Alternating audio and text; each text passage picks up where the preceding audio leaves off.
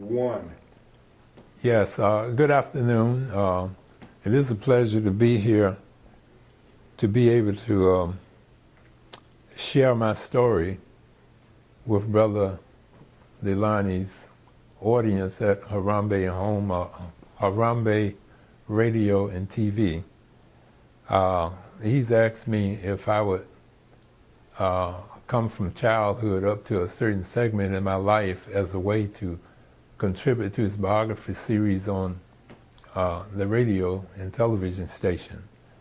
So we will start from childhood in Alabama up to the time where my family moved, was part of the migration wave into New York City, and that happened in 1951. I'll be as brief as I can, but I want to try to be as thorough as I can so we don't leave anything that's vital out. First of all, my family, I was born on a 180-acre tract, 160-acre tract of land that was owned by my grandfather and his two brothers. It was continuous land. So people who try to get an understanding about why we are out here in the Khalifah estate with all this land around us, I think just having land is part of my orientation. So I was born down there on that land, on the farm. So I stayed there until about 9 years old. But there was a lot that I can still remember coming from the time that I was in the first grade. Most of the time, I know I have tried many times to go back as far as I could. So I remember the first grade very vividly. I know it was a one-room schoolhouse called Mackey Branch Junior High School. They called it junior high school, but it also had the elementary school and the high school in one building. Of course, the first grade and primer was kind of in a different wing, but it was all part of the same complex. But anyway, I came to New York with my sister, who had taken over the family in 1949 at the death of my biological mother. My mother and father, at the time of her passing, had separated some 5 years ago, so she kept the family together. It was 9 of us. She kept the family together, but I suspect that she worked herself to death. So in 1949, she transitioned, and my sister, Ilzalee Knight, she took over the family, and she was all of 18 years old when she took over, and she had 8 brothers and sisters younger than she. And the story goes like this. My sister told us this story many times, that when an elder dies in the community and they leave young children, the other people, the neighbors in the surrounding community, kind of get together to find out how they can preserve the family, preserve the children, I guess. So she says that there was 3 people on the porch one afternoon after the passing of my mother, and they were out there discussing which one of the children they would take and which ones they would leave. Some wanted the oldest boys, some wanted the younger boys, some wanted the girls. But my sister said she got tired of hearing them discuss that, and she went out and made a speech. And she told them, nobody is taking anybody. I will keep them myself. I'll keep them with me. And she was 18 years old. The other grown-up in the household was my biological grandfather, my maternal grandfather, and he was all of about, I guess he was about 71 or 72 years old at the time. But anyway, we stayed on the farm for another 2 years after the passing of my mother. And my sister had to do something to help to evolve us into the kind of a vision, I guess, that a mother had given she and my oldest brother certain charges when she knew she was dying, I suppose. She put my brother Lewis in charge of the boys. He said, take care of my boys. And she told my sister to take care of her girls. She had 6 boys and 3 girls. So she took that literally, and she took that to mean that she had found her mission in life. Whatever she was planning with her life before that time, she had one of these life-changing events, and she rose to the occasion. The spring after the passing of my mother's first cousin, a gentleman named Edward Collins, he brought his family down from New York to look after Rose's children, to see how they were doing. So he came over there on that farm, and I remember this very well. I guess I was like 10 years old at this time, and he assessed our situation and told Isalie that if she got us to New York, the social welfare would help. They could get some help for us, because there was no social welfare in Alabama.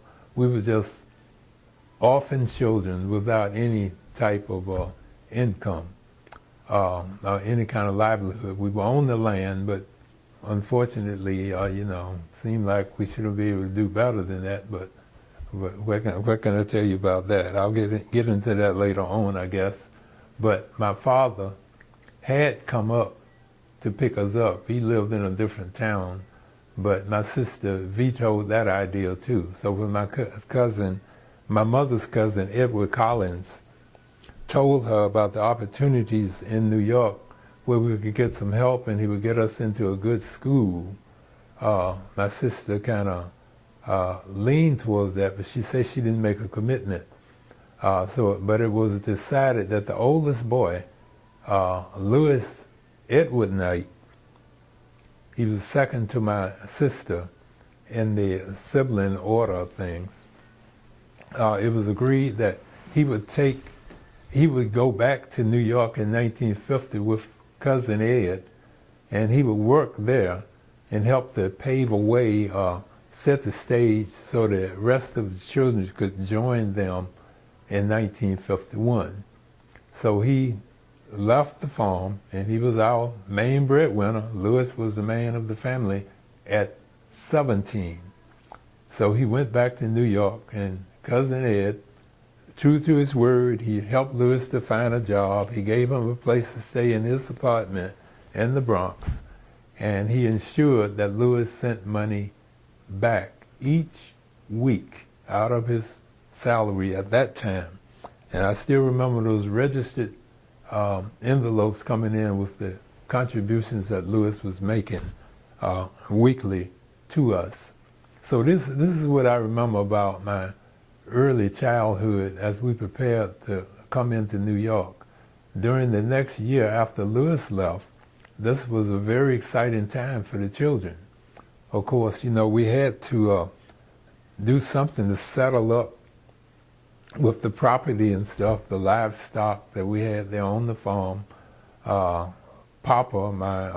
we called my grandfather Papa. After we left, he would be over there alone with all that land and a house, but he wasn't really all that well at the time. But my sister would not allow herself to leave if we had to leave him there alone.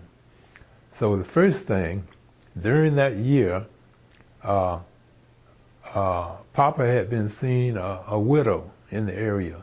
So somehow they got together and they got married.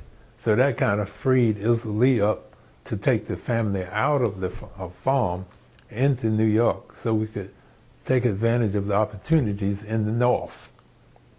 But during that year, leading into the targeted time to leave, which was September of 1951, the children, we were charged to earn as much money as we could working for someone else. I think the wages were close to slavery wages. You know what I mean? $2 a day to chop cotton, and $2 if you picked 100 pounds of cotton. You know, of course, I was 10 years old, and I remember during that summer, I picked the first 100 pounds of cotton in my life when I turned 11 years old. But anyway, we saved that money up, and we had change. So it came that fall. When the fall came, we all got on the train with our paper bag lunches and that traditional setting that I'm sure everybody's seen. And we were coming directly out of the backwoods of Alabama, back close to the Alabama River. We owned land, but we were impoverished on that land because we were landlocked by Caucasian people who required us, obviously, to me now looking back on it, they required us to help harvest their stuff, plant and harvest their stuff, and they neglect ours during the best planting time of the year. So we were landlocked, and if we didn't do that, they kind of would not allow us to walk across their property to get out to the big road where the store and the school and whatnot was.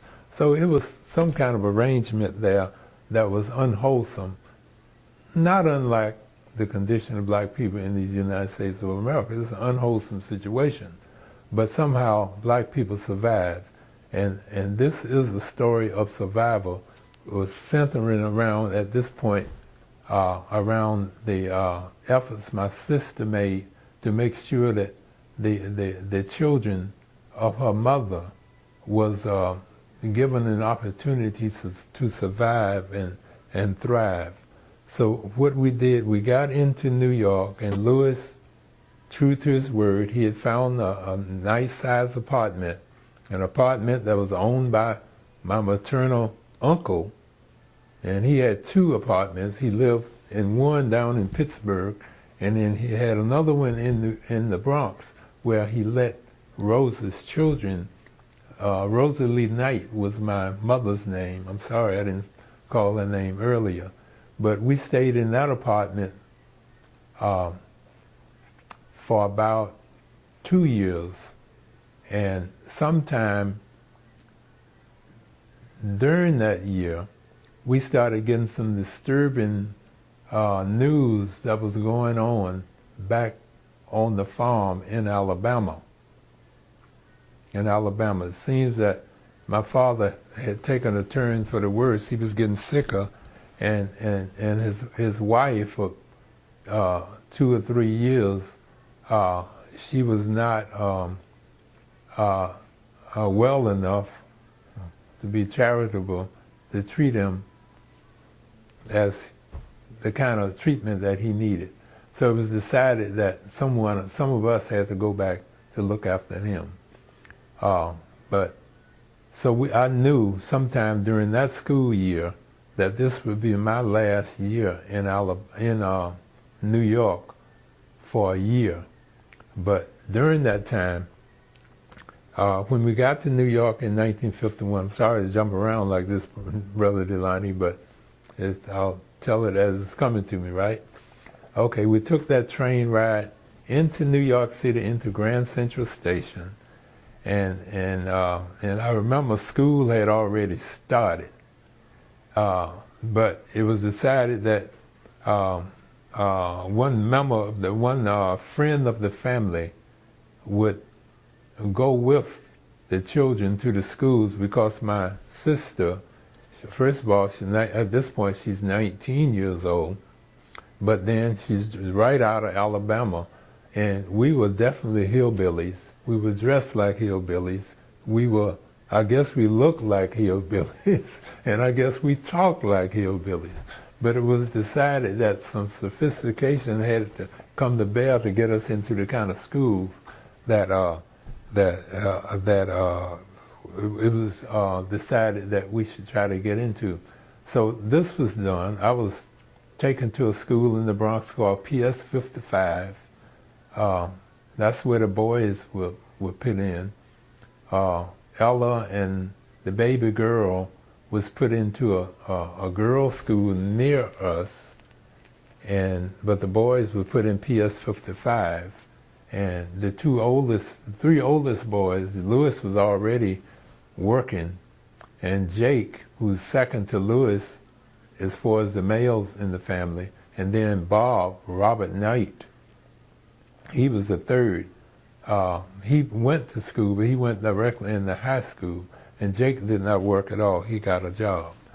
So I can remember a lot of things that was going on there. I remember how much I learned. I remember some of the concerns we had, and when we knew we were going to go into school and we were going to have a Caucasian teachers for the first time in our lives, and we met Puerto Rican people who spoke any language other than English for the first time in our lives. And one of the concerns us children had was, suppose we get a teacher who spoke Spanish. What are we going to do then? You know, that was some of the childhood concerns we had. But anyway, we got into the school. I learned a lot. You know, I had in the 5th grade, I spent the 5th grade in New York, which was my first year of school in New York. And now, as a way of closing out this first segment, and I know that there's no doubt that as we prepare to do the second segment, I would think of some other things and probably grab some of those memories to bring into the next section. But at this point, I would like to end this by saying, in August of 1952, myself at 12 years old, Ella at 14 years old, and my baby sister at about 4 years old, we were put on a train on a return back to Alabama to spend 1 year there with my grandfather back there on our land in Alabama. So we can cut this right now. 3, 2, 1. Yes, okay, and good afternoon again. Earlier I was recounting the first part of my life story as I remembered it, from early childhood through going into New York and staying 1 year, and then returning to Alabama for 1 year.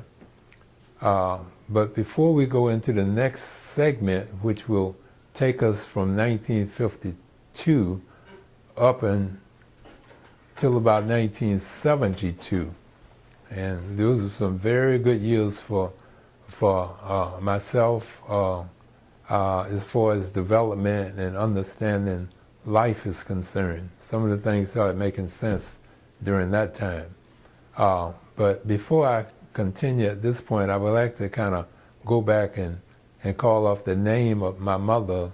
My mother's maiden name was Anderson, and her mother's name was Eliza Anderson. And of course, her father's name was George Anderson. And I grew up hearing stories about George Anderson, Sr. This was George Anderson, Jr., that was my mother's father. No, I'm sorry, I misspoke there. My grandfather's father's name was John Anderson, and he's the one that left all that land. My brothers inherited 160 acres of land. It was actually 180 acres. They inherited 60 acres apiece from their father in the backwoods of Alabama, where we were landlocked by Caucasians. And they inherited this land. It was probated somewhere around the turn of the 20th century. So we know that they stole most of the land at probate. But even after they stole land from the family, they still wind up with 180 acres. And I grew up as a child being pointed out to the different houses and different settlements and lots all over the land, all the way back as far as the Alabama River, the whole countryside. They said that used to be John Anderson's land. So they stole most of the land at probate. Perhaps we can go back in one day and recount some of the childhood stories I heard about my maternal grandfather. But at this point, let me just call out their names quickly. Now, my mother married a gentleman named Israel Knight, and they had 9 children.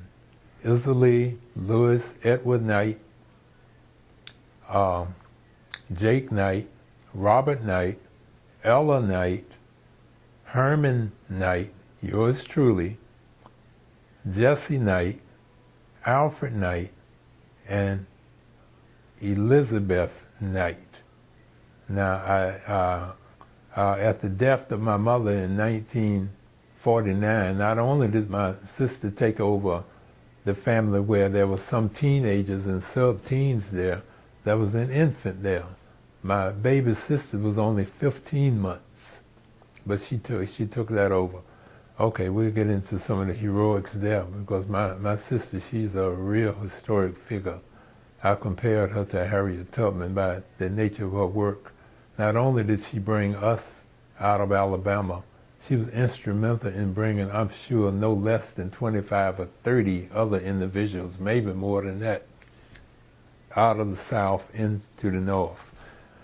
But I left off last time by saying that we were put on a train and sent back to Alabama for 1 year. I can still remember the tears. I didn't want to leave New York. I mean, I guess I wasn't alone in that. Back then, very few black people wanted to leave New York to go back down south. And I was 12 years old, but I went and we spent that year there in the 6th grade, and I had the good fortune to find that in the 6th grade there, my all-time favorite teacher was teaching that grade. Her name was Sarah H. Barnes. I still remember her. And she was my teacher during the transition, when my mother transitioned. And I remember how good she was to me then. So this was my teacher during the 6th grade. And Sarah H. Barnes had made a great impact on my life and what I ultimately turned out to be. I credit Sarah H. Barnes and my sister Isserly Hills with being the major women in my life. And I only knew Sarah H. Barnes as two grades in school, but she had that kind of impact because she had the same knack that my sister Isserly did, where we didn't ever had any kind of feeling that we couldn't be whatever we wanted to be. We didn't have any governors. We were not shortchanged on what we could become in life. Somehow that was conveyed to a young orphan boy in the classroom. So that was one great benefit of spending 6th grade back there in Alabama. But after that year was up, we made the return trip back to New York. Meanwhile, the family who had moved to 580 Teasdale Place in the Bronx when we first moved there, we had moved from 580 Teasdale Place into a building on at 1320 Brook Avenue, still in the Bronx, in the building where my cousin Edward Collins and his family lived.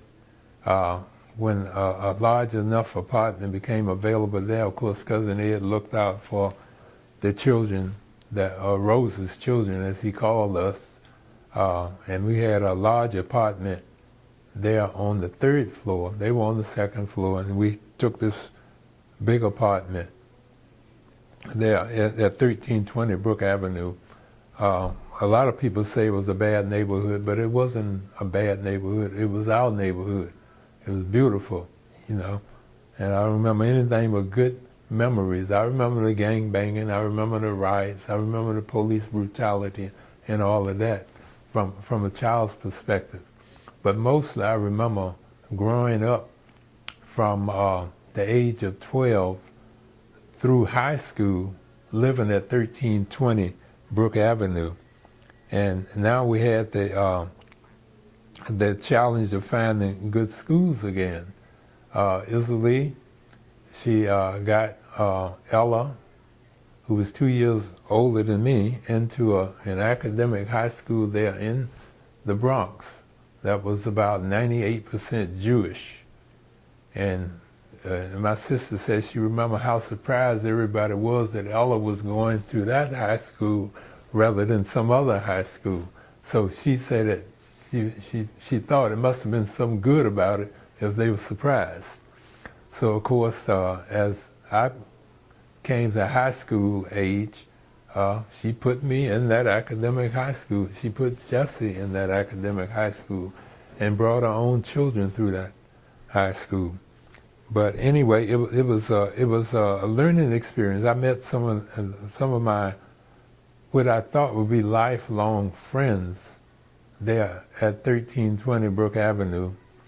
But some of the casualties in living in the so-called ghetto or hood is that the lack of opportunities, even though we were orphans, being guardianed by my sister Islee, it turns out that we were given more rudiments of living and how to make your way in the world than some of the children who had father and mother there in the house. Some of them succumbed to the drugs and the gang banging and stuff like that. We didn't do drugs, we didn't do drinking, we didn't do smoking. First of all, we were afraid of the drugs, so we didn't do that. But somehow she scared the daylights out of us. We didn't even experiment. So I grew up from that and went into high school.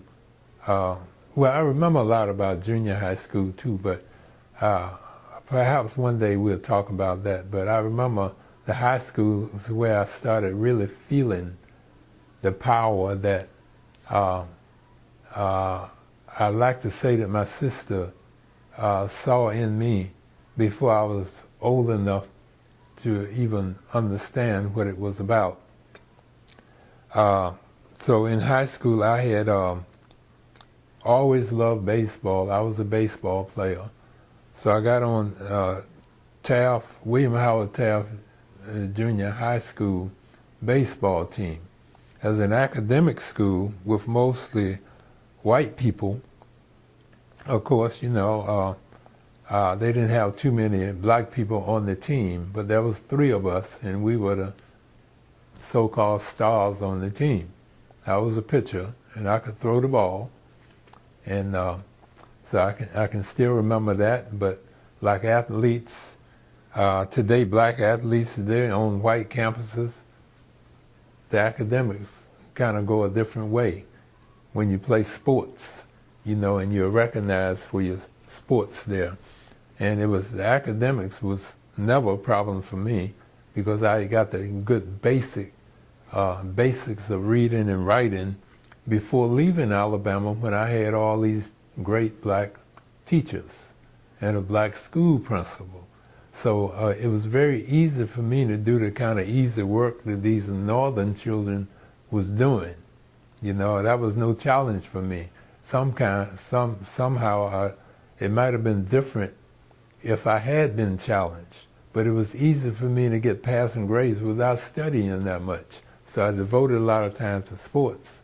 And I had a degree of success there because I wound up with tryouts to play Major League Baseball from the Philadelphia Phillies and the New York Yankees. I had tryouts in my junior and senior year. And I like to say in retrospect, fortunately for me, I did not make it. I did not make it. I put more weight on what my life has become free of an athletic career, professional athletic career.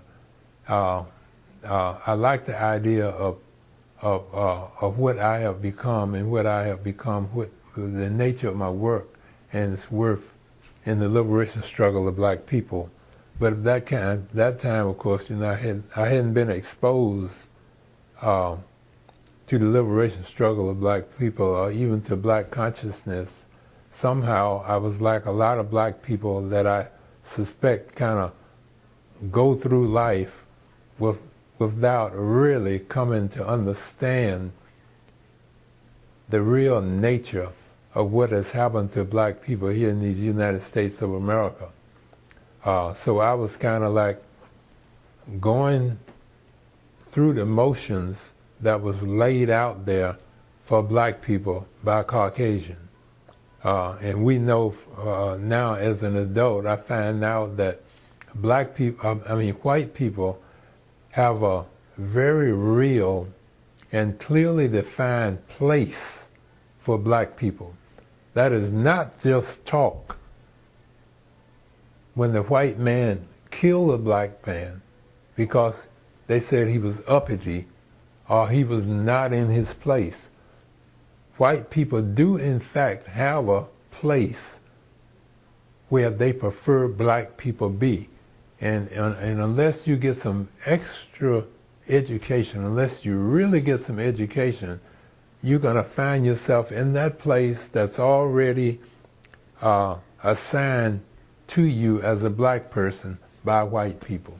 So I was in that, and I was somehow, I did a lot of thinking about what was going on in my mind back there at that time, and playing stickball, baseball, playing bid whist on the stoops, and with the boys. I didn't play. I was not a member of a gang, but most of my friends and good buddies were members of gangs. My sister wouldn't let us join gangs, but I was an athlete, and they liked me, so they kind of protected me. I got the benefits of gang membership without actually being a member. So as I grew through my teen years and started partying, going to ground-em-ups and the kind of parties that people engaged in back then from high school on, lo and behold, I found myself coming through high school, and it was graduation, and I graduated from high school, not with an academic diploma, but with a general diploma, the lowest classification in a good high school. But somehow I kind of did not complete the courses of study that would prepare me for college age. Of course, that's in the plans for white people too, or they don't care. They don't mind if you do what you got to do to get into college if you want to get into it, but somehow they don't kind of motivate us to do these kind of things. So we graduated. I graduated from high school. I didn't make it as a baseball player, and then all of a sudden I find myself out into the world, and I have to get a job. I started looking for a job. In my class yearbook, I had put as my slogan in my class yearbook, what I said I was going to be was go to Bronx Community College. Bronx Community College, that was the first year that it was made into a community college. Up to that time, it was the Bronx High School of Science, one of the top high schools in all of the earth. So many sciences and people have come through there. But anyway, it was converted to a Bronx Community College.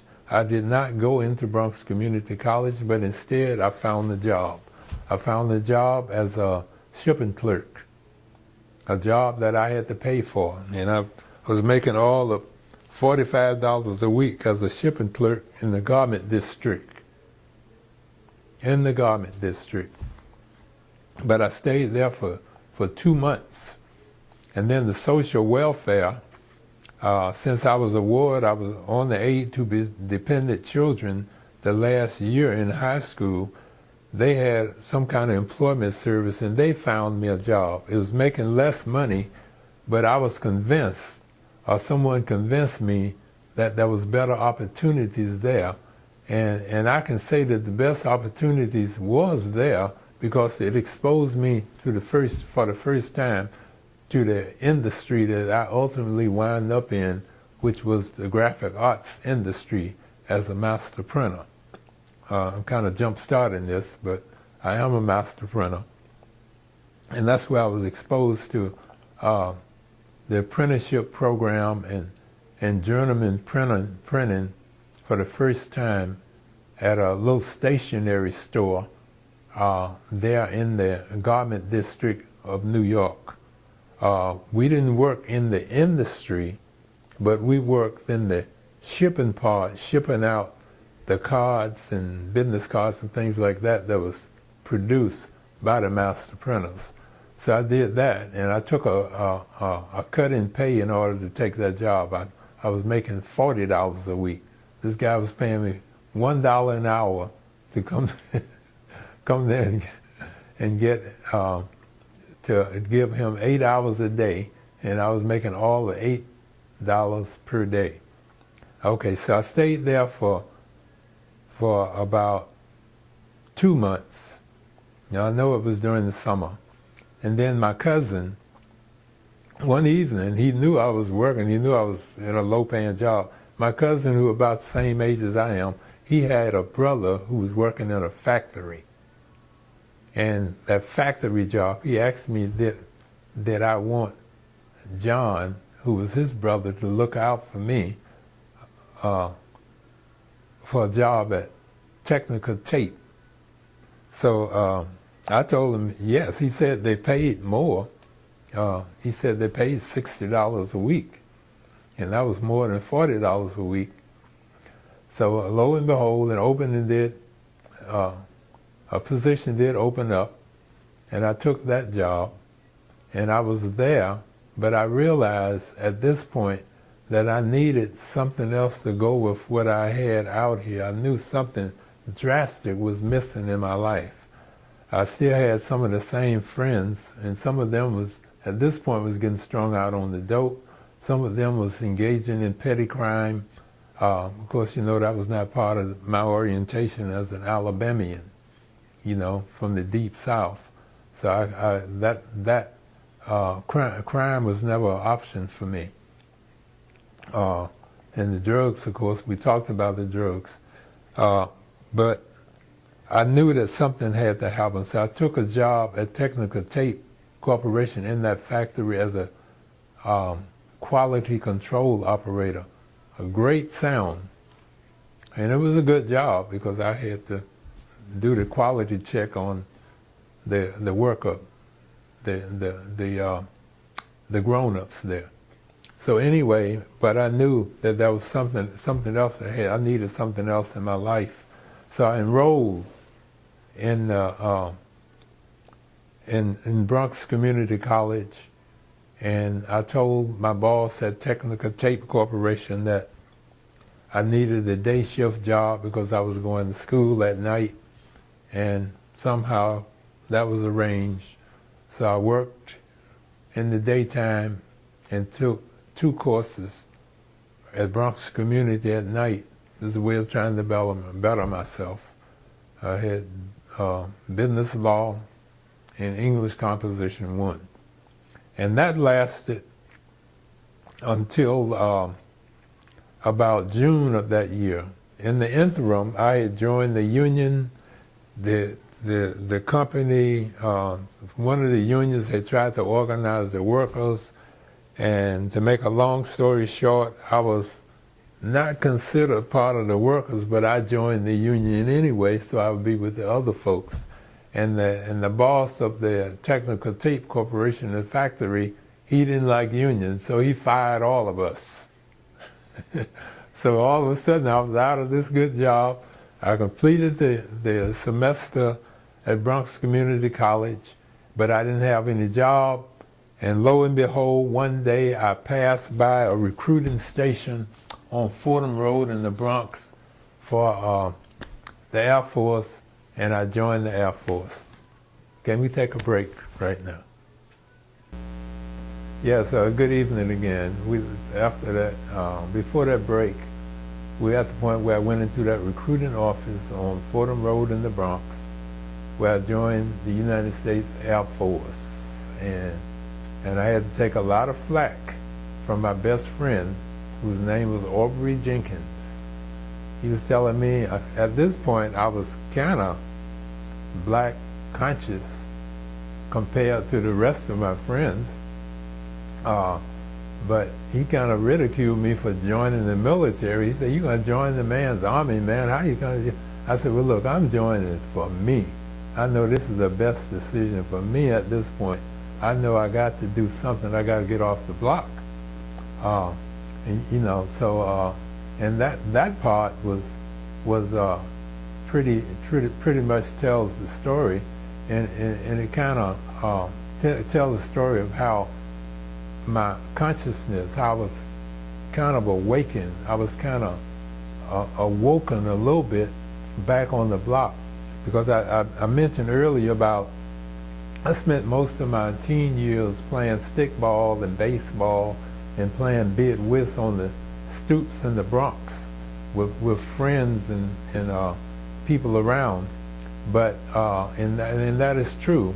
We used to gather around and play cards in the evening, play baseball and stickball all day. Then we would play cards in the evening and at night.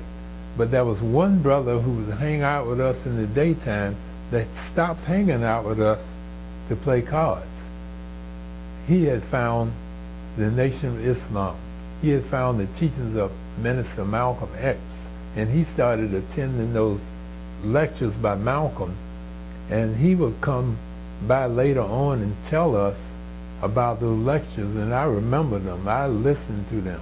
So that's how I kind of was first introduced to the Nation of Islam. So I joined, to make a long story short, I'm trying to wind this up into the last of the three segments by going through my military career, then my apprenticeship program to learn the rudiments of publishing, and then kind of recap on how I converted that apprenticeship to become a master printer into a service to black people during the 1970s, and where we had a very exciting time during the 1970s, but in the 1980s we didn't start making any money in this industry until the 1980s, and then through the 1990s, and then over to where I am now. So I joined the military, and there was a 6-year basic training down in Texas, and they give you a series of tests there. I took a test, and it seems that I did well on the administrative part of the examination, as they were testing for people, trying to decide who was going to take the technical training coming out of basic training. And I was chosen to go to the tech school, which was as a radio operator. So I took that technical training, graduated from there, and then spent 15 months on the line, so to speak, in Taiwan, on a mountaintop in Taiwan, because the only one in the military who could use my job description at that time, which was Morse code intercept operator. Morse code intercept operator, and it's just what it says. We were on this mountaintop where we copied the codes from the Chinese and anyone else who would send up sorties or airplanes to intercept United States provocations going over their land, so we could plot their military positions. That was the Air Force Security Service. That was highly classified at the time. I worked in a compound, and we were oriented. We were told that if we were attacked or overrun by the enemy, we would be the first one that they would evacuate, because it was within international law to kill spies on the spot, and that's what we were doing up there spying. I was there spying for the United States. But anyway, it was eventful. I learned a lot. One of the most important things I learned is that someone out of the Bronx put into a situation where for the first time in my life I'm exposed to something that's really well and solid and regular going. Of course, I got in some trouble over there, black marketing, reselling some of the things that was going on. I was convinced that it wasn't really a crime because everybody else was doing it. But I was caught, and they tried to get me to turn evidence against everybody else, and of course, Khalifah wouldn't do that, so they gave me some stockade time. But they still didn't take my security clearance. I had a crypto clearance where I was allowed to see declassified messages, the highest security clearance you can get in these United States of America. But anyway, they didn't take that from me. But when I came back, after serving that sentence, I came back. You still got to make up your time in Taiwan. Instead of putting me back into the compound, they cross-trained me into another field over there. But the career field over there obviously was not useful back in the States. So when I was transferred back to the United States, I was cross-trained into the air traffic control. I had an AFSC where, I did air traffic control, which means scheduling and helping pilot student pilots to learn how to fly. I was one of 4 enlisted people who took care of these young airmen second class coming out of college and to the Air Force to start their career. Okay, but I got through that. When I served the time, I got busted. They had put me on a career path so they wouldn't lose all that $10,000 worth of security clearance and the technical training. I was on a career path to be a career Air Force enlisted person. So I was on a career path to wind up with either 4 or 5 stripes in my 4 years. But since within the first year I lost the 2 stripes that they give me almost at the beginning, my aim, after realizing it was that time, the things that awakened me to where I am today. I knew that I was not a criminal, and I knew the places where I was, I didn't deserve to be there. I didn't belong there. I didn't belong in the Air Force because my people were in the street in New York. You had the freedom rides, you had the sit-ins and all that stuff. Our people were in action. The Nation of Islam was on a roll. Minister Malcolm X was taking on all comers in debates and beating them hands down because of the message that he had. So when I made a decision that when I came out of the military, I would join the Nation of Islam. But lo and behold, it came 1964, and it was time for me to leave the military. And but Malcolm had been ousted from the nation the year before, and I couldn't determine what had happened to the person who introduced me to the Nation of Islam. So I'm not in the habit of joining on to losing causes. That's why I'm the liberation struggle of black people, because we are not going to lose. My race will not be the first to lose their freedom forever, as an aside. But anyway, I didn't join the military because I couldn't understand what had happened to Malcolm. There's a story behind that, but I will not go into it at that time. When I came out, I knew I didn't want to work for white people. I knew I didn't want to work with white people. This was primary. I had all I wanted to know about working for white people. And if you can't work with white people, you better go in business for yourself. And that's what I did. I went into a business of opportunity. My brother Lewis Edwin Knight was planning to go into a restaurant business. So I had saved my money in the military. And so I invested my money into this restaurant, barbecue restaurant, which I knew as much about barbecue restaurant as I knew that those barbecues were killing our people. So I didn't know what pork was doing to us, and I didn't know the restaurant business. As a matter of fact, Lewis convinced me that we were going to hire a cook. So I didn't realize that I was going to be the cook until a week before the restaurant opened up. So I had to learn how to cook. Okay, so that restaurant didn't last too long. It lasted about 7 months, and I had to walk away from it because my brother Bob gave me, found an opening for me into the printing industry. It turns out that the civil rights movement did a lot for black people. One of the most important things it did, Dr. Martin Luther King did, was help to break down those walls that required that in these skilled trades, the skilled industry. The oldest trade union in America is called the International Typographers Union. The Typographers Union is the union where the master printers are to learn how to make a newspaper, a magazine, a book, or what have you. They are purveyors of the printed word. They are the masters. So my brother Bob was in that industry.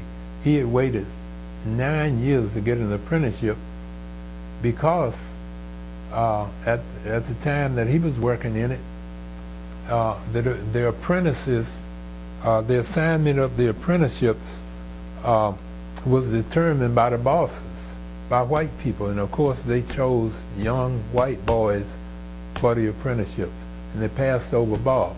But during what the civil rights movement did, they broke down that. And now it was the tests, the apprenticeships was going to be based on merit of the ones who do the best on the tests. And so Bob got me in, he explained the good opportunity. He said within a year, he said you could be an apprentice. You could be an apprentice printer. You know, they were making big money right then. So I took this job with Bob down there on a low level. I'm making $60 a week again.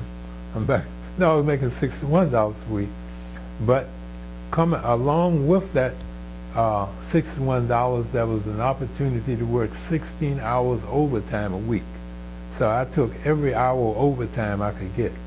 So within a year after being there, I bought a brand new car because I saved my money and listened to my brother Robert Knight. And he was a great mentor for me. And he taught me the printing industry, taught me enough about the printing industry and that trade. I didn't know trade. I went to an academic school. But what I learned from him to go along with my academic training, when I took that test with 500 young, mostly white people citywide who was taking that examination, I finished 6th out of the 500. So I looked like a genius. But when I was taking that test with tradespeople, you know, most of these people had went to trade schools, but I had went to an academic school that focused on math and English. So I finished high on there. So now I'm an apprentice. Now it's time to get assigned to a shop where you can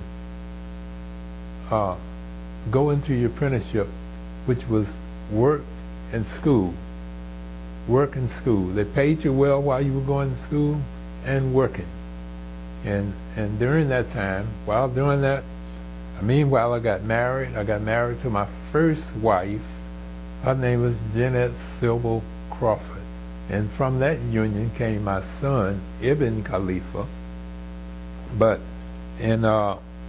so that apprenticeship was a 6-year apprenticeship of work and school, and like I said, they paid you well while you were in the apprenticeship program. And those master apprentices, I was into an industry, all of a sudden I was among a lot of people who was making awesome money.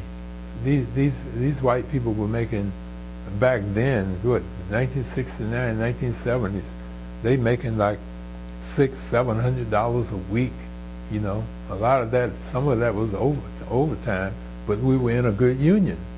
We were in a good union. And of course, I was the only black apprentice there. And so they tried to get me to business. They tried to get me to quit, but ain't no way I was quitting that good job. But meanwhile, I had a different motivation. I found a different motivation for that apprenticeship. Some place along the line, I was already reading Message to the Black Man, even though I didn't join the Nation of Islam, and the works of the Honorable Elijah Muhammad, and listened to the speeches of Malcolm X. But I got sometime during that apprenticeship, they cut the apprenticeship time from 6 years down to 4. And that was tailor-made for me because I was tired of that. All I wanted was my MasterCard, which is recognized worldwide. At that point, I didn't know whether I was going to leave the United States of America or stay here. But first of all, I wanted to get that last 2 years waived so I could be making some big money, so I could save some money and go into business. But one day I went to work, and the fella, the master printer, Caucasian, who given me the roughest time of my whole period there, all of a sudden, this joker was friendly. It seemed like I had made it. He told me he wanted to show me some of their secrets. And when I realized that I had won him over, that I didn't want to be his friend. I didn't want to be friends with no white people. All I wanted was my freedom. I wanted my MasterCard, so I never went back to work. 3 months later, they sent me a letter firing me. It turns out that when you sign an apprenticeship contract, they can't fire you outright. So they negotiated my release, and the only thing I wanted was my MasterCard. I got it, and after I got that MasterCard, and I had my skills as a master printer, so I knew how to make newspapers, magazines, books, and I had started writing books myself, and I started attending the Nation of Islam meetings, and I was becoming a Muslim, and my wife at the time, Jeanette Silver Crawford, she told me she did not want to be the wife of a minister. She didn't want to have anything to do with Islam. So but I had found a path to the truth. I found the path, to elevate my mind. I found the food to grow my spiritual side as my material side had been developed. So after breaking up with my wife, I wound up separating from her, and I moved to Harlem. And it was in Harlem where I went from working on those multi-million-dollar machines as an apprentice to an IBM Selectric typewriter, and I published my first book using the IBM Selectric typewriter. It was a mess, but I'm still proud of it because I was free and I was independent. In 1975, I published the first book that I wrote myself called Real Afro-American History. Some of them are still out there somewhere. And I opened up my first storefront in 1975 called United Brothers Communication Systems. And I stayed in New York for 3 years, well, 3.5 years there at United Brothers Communication Systems, and I published my first 15 books there. But sometime during that time, I met my future queen, my soulmate, in Islam, Rita Farad Khalifa, and she was already fed up with New York after 10 years in that city and was planning to move back to Virginia. So when I went down to check her family out in the city where she was from, I got to see that place, Newport News, Virginia, and I knew that this is where I could make the next moves for my life.